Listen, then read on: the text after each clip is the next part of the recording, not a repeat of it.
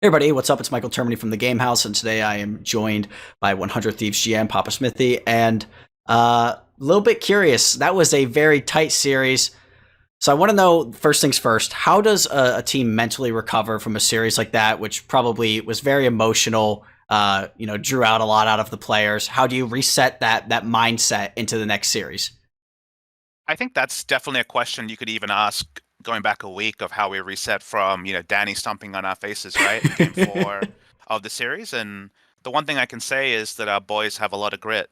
In Australia, in the Australian dictionary, we have a term, bounce back ability. And I think it's something that we're blessed with. I think part of that is the systems we set up and the support we give, and whether it's our performance coaching or our head coach or our organization, I think we do a good job of backing up the players and trying to anticipate their needs and meet those before they even realize they need something.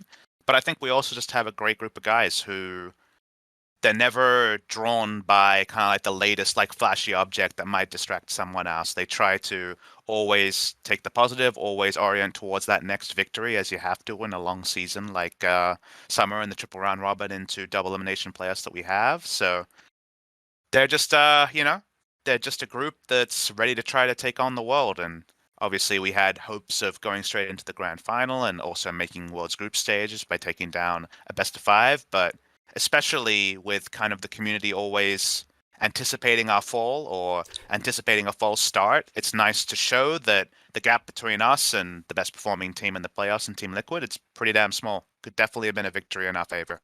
Yeah, for sure. You mentioned it briefly, but play-ins I guess are on the table now.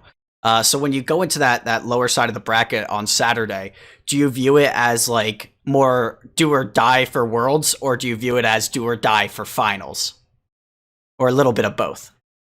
I think do or die for finals. Okay. Um, and this is just speaking for myself. You'd have to ask the players on that, but honestly, play-ins very rarely for a North American team is a bad thing. I think it's a chance to like actually get those stage games in, and everyone knows the differences between stages and scrims. Um, and actually try to tool up and understand the world's meta in a pressure environment. Obviously, there's the chance that you can miss groups and the pressure that comes from that. But as a concept of, hey, do you want to play some stage games before groups hits? I mean, I think most teams are like, yeah, and then the stakes are there. But if we're the team we want to be and if we grow the way we want to be, then it's not necessarily an outright negative, right? So I think overall, the play-ins or group stage part, the only part that really impacts is I want to win the damn LCS. I want us to go out and win the title. So if along the way we skip to groups, great, but definitely not sitting there biting my nails over making it to Worlds because that's the job of C9 and TSM tomorrow, right? They're the ones who have the we're in or we're out. Obviously we're already at Worlds, but when it comes to like stressing about which stage of Worlds we qualify for, like we're ready to cool our horses on that one. Speaking of TSMC9, who do you have personally, not as 100 Thieves, but personally have for that series tomorrow? I think I've been pretty consistent personally on believing in C9. And I think that's kind of been a taboo thing at times for some people, right? But I just look at their caliber of player and I look at their style. And if you want to reduce it to like which style do I think is better, I'll always take the like slightly more YOLO aggressive approach rather than the farm it out scale approach, especially with all the changes Riot's made in the last 3, 4 years. It's not 2017 anymore.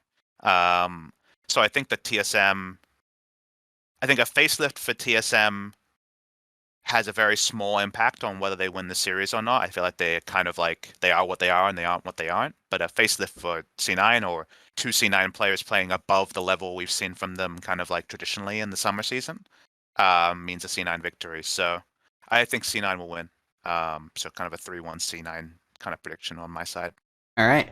So, what do you think was the biggest issue in this series? Was it a lack of consistency? Was it just some bad plays here or there, or do you think you guys like generally had like the right read, just a little bit of failure and execution sort of thing? I didn't expect to come in with the execution answer because it sounds like a cop out, and I think it's if you lose 3-0 and say execution, everyone's kind of like, oh yeah, like an easy out. But I don't think anyone's too disagreeing that we play a few fights better, or even differently. We closed the series. Game four especially was super winnable. and we weren't able to get over the line. And I think at times Team Liquid's strengths were things that we were trying to combat blow for blow, and over a best of five, sometimes you're not able to do it in the way you need to or want to, right? So I think execution, and then we tried a lot of new stuff here. I think we would have surprised them with a couple of picks, even though TL's been one of our main practice partners in the playoffs. So I think some of it looked good. I think some of it needs to be souped up, and we've got more stuff behind us. So I think it's just a case of, all right, we play again in a week against the winner of tomorrow. We'll watch that game tomorrow and take a bit of a chill pill, and then just make sure to tighten up because a tighter 100 Thieves wins today, and that's a pretty exciting place for us to be as still kind of like the new guys on the block in most people's minds. Well, you mentioned some of the more interesting picks that happened in that draft, like some weirder stuff like the Lissandra and the Ornn. How do you think like the evolution of the draft went this series? Because it started off like more general focus, and then those 4 and 5 they really narrowed down on the jungle bans and trying to limit closer and all that.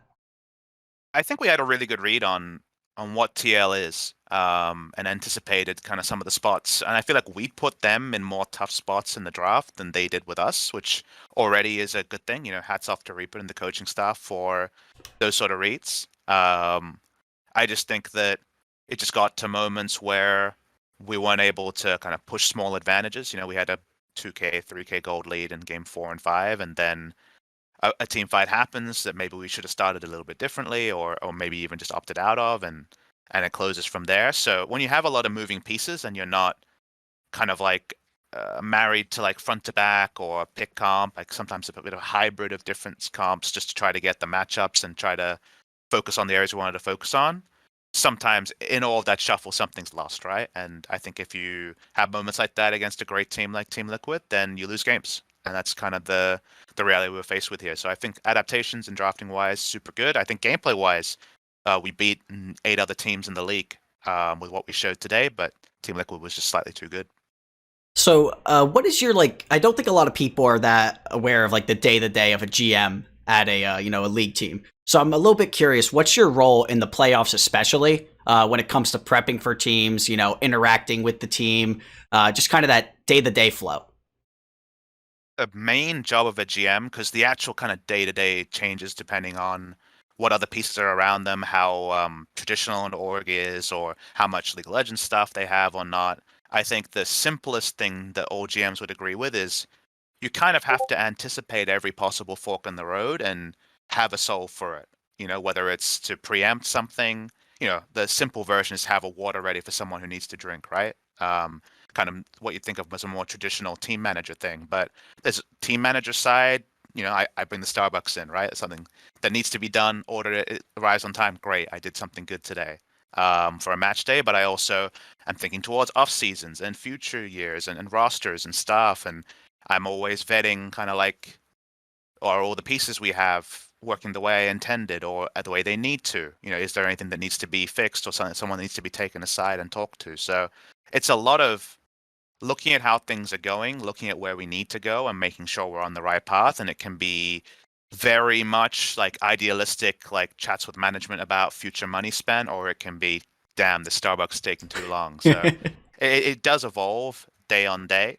And for the off season, it's about the mental space, the practice space, and all the players feeling supported. And then there's all the content asks, whether it's Riot or 100 Thieves. Like there's a lot. Everybody wants a piece of you when it's Worlds around the corner, and we've been able to achieve so much already.